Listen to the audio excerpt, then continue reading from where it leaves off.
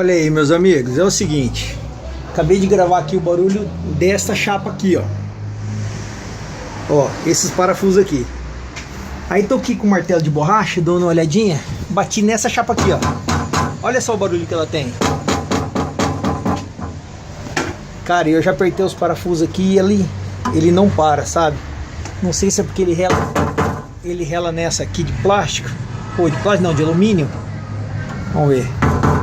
Aí, ó. Ela rela nessa aqui, ó. Mas mesmo assim, já apertei e melhorou um pouco. Agora a bandeja zerou, cara, ó. Entendeu? Não tem nada de homocinética, de bucha, de amortecedor, nada disso.